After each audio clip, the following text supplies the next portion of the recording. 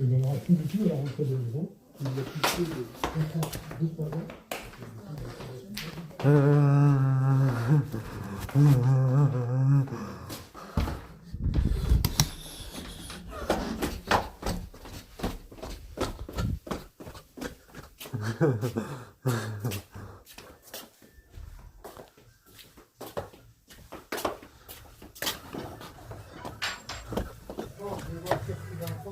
Il est là. Ah, il est là. Ah, puis il a le sourire, c'est bien. Bah, s'il a le sourire, il y a peut-être une. Ah, ouais, tu peux aller avec nous au cinéma ce soir. Ah, tu veux pas aller au cinéma, Vincent? Rester ici. Ah.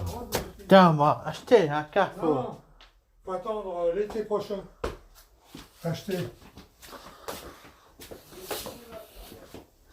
Acheter l'été prochain.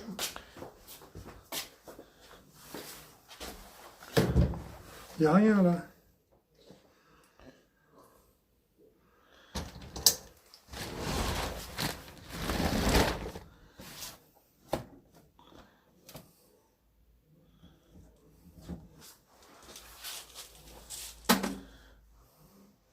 Ce soir, tu veux des œufs sur le plat? Là, qu'est-ce que tu veux? Là. Du saucisson ou des gâteaux apéritifs? Vérité, c'est tout.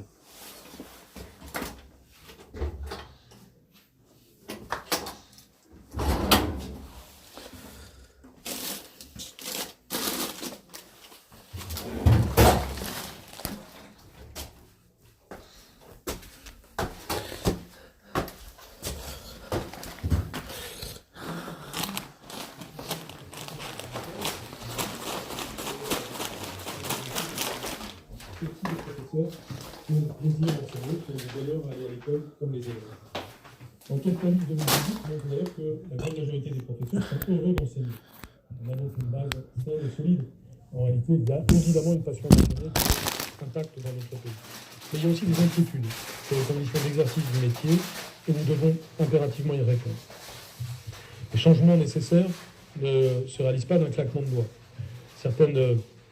Certains sujets ont pu avancer au cours des 2 dernières années, notamment au travers de la Direction générale des ressources humaines qui a, dans le cadre d'un dialogue social continu, abouti à plusieurs projets qui eux aussi sont à maturité en cette rentrée. Je pense à la gestion des ressources humaines de proximité, qui signifie que environ 25% de nos professeurs bénéficient dès cette année 2019-2020 d'un interlocuteur proche d'eux, sur le plan de la distance, donc proche d'eux avec lesquels ils peuvent parler de leur carrière, de leurs difficultés, de leurs aspirations. Et donc une gestion des ressources humaines de proximité, c'est déjà l'annonce du fait que nous serons de plus en plus capables d'avoir une vision non anonyme du professeur. C'est pas parce qu'il y a 1 million de personnels dans cette maison que chacun est un numéro. Chacun est une personne humaine avec ses aspirations, son besoin de différenciation, son besoin de personnalisation, son besoin d'écoute, son besoin d'expression. Et tous ces éléments seront toujours plus pris en compte. Nous avons aussi besoin de travailler toujours plus en profondeur avec les partenaires sociaux. Ce travail a commencé déjà depuis jeudi dernier. Je reçois toutes les organisations syndicales et cela conformément à des engagements que j'avais pris depuis plusieurs semaines et même depuis plusieurs mois, c'est-à-dire le fait que cette année devait permettre d'avoir un suivi des différentes réformes, mais aussi l'enclenchement de nouvelles évolutions. Puisque d'une certaine façon, si on veut résumer la situation, on a d'un côté la maturité de certaines mesures, des choses qui ont été enclenchées, tout ce dont je vous ai parlé maintenant, mais aussi la loi pour l'école de la confiance, la réforme du lycée, la réforme de la voie professionnelle.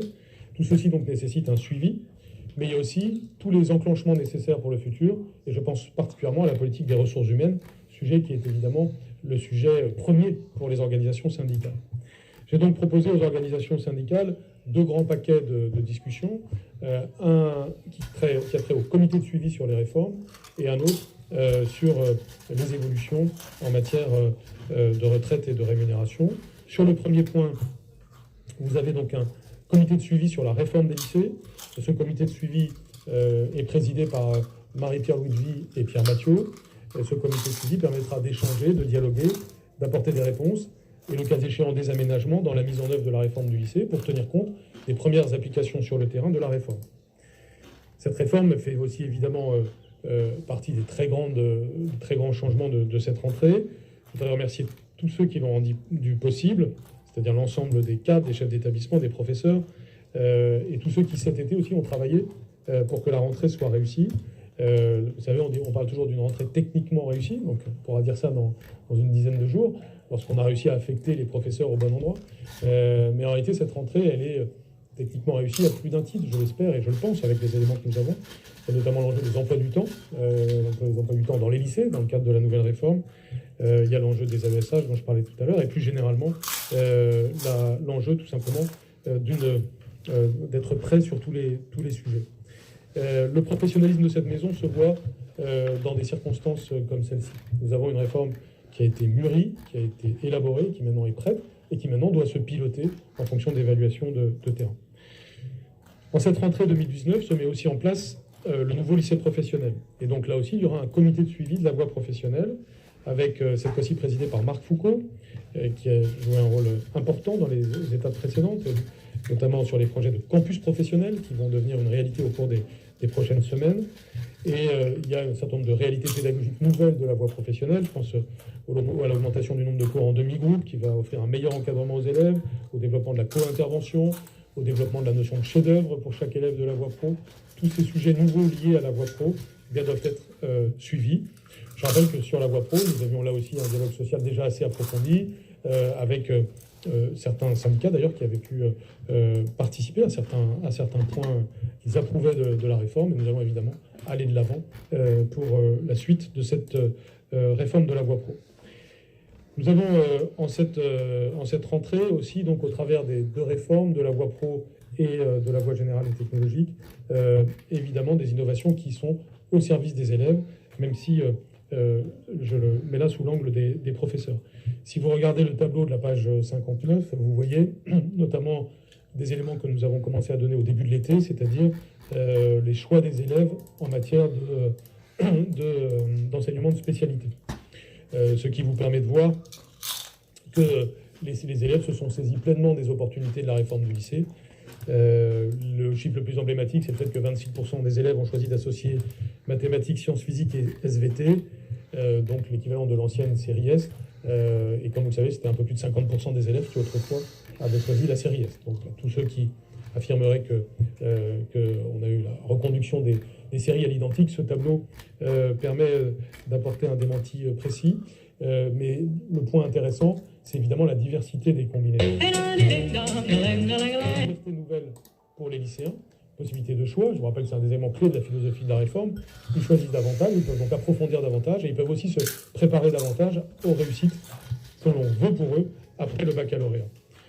Pour les professeurs, c'est aussi parfois l'exploration de nouveaux programmes, de nouvelles disciplines. Et on insiste souvent là sur les dimensions pratiques, sur les difficultés inhérentes à ça. Il y a eu un travail considérable fait par le Conseil supérieur des programmes pour changer plus de 80 programmes.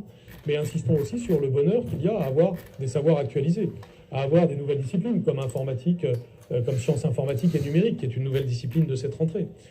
C'est plus de 2000 professeurs qui ont été formés l'année dernière pour pouvoir assurer ces enseignements en cette rentrée et de mettre ainsi la France à l'avant-garde de ce qui se passe à l'échelle mondiale en cette matière, c'est-à-dire l'arrivée de l'informatique comme une discipline à part entière, création du CAPES informatique et tout ce qui s'ensuit au sein du système scolaire.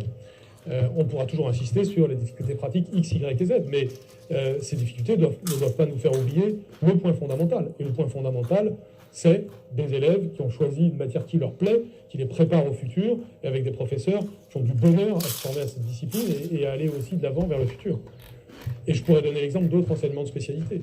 Je connais des professeurs d'histoire-géographie qui sont évidemment ravis d'avoir à assurer un enseignement histoire, géographie, sciences politiques, géopolitique. C'est innovant, c'est passionnant, et cette passion, ils vont la faire partager à leurs élèves. Quand on parle de ça, on est au cœur de ce qui se passe pour de vrai, pour et les élèves et les professeurs. Ne l'oublions jamais dans tous les commentaires que nous pouvons faire sur les réalités de terrain. Et donc on a, avec cette mise en place de la réforme du baccalauréat, en réalité une série d'opportunités de modernisation. Bien entendu, beaucoup de questions, beaucoup d'interrogations, et c'est bien normal quand il y a un changement profond. Ce serait étonnant qu'il n'y ait ni inquiétude, ni même contestation. Ça signifierait qu'en réalité, il ne s'est rien passé. Et donc, simplement, on doit pouvoir répondre à ces questions et ces éventuelles inquiétudes, et les deux comités de suivi sont là pour ça. Les organisations syndicales, que je remercie d'ailleurs de leur engagement sur ce point, vont évidemment participer à ces comités de suivi. Et puis nous pourrons donc avancer aussi sur le deuxième paquet dont je vous parlais, c'est-à-dire ce que l'on peut appeler l'amélioration des conditions de travail, l'amélioration de la condition enseignante au XXIe siècle. J'englobe aussi les personnels non enseignants dans cette réflexion, bien entendu. Et cette amélioration des conditions de travail, elle a un volet immatériel et un volet matériel. Je commence par le volet immatériel parce que dans cette maison, l'immatériel conditionne le matériel. Et puis on ne doit jamais le perdre de vue, c'est ce que je viens d'essayer de dire avec les phrases précédentes. Le volet immatériel, il porte d'abord sur le prestige du professeur.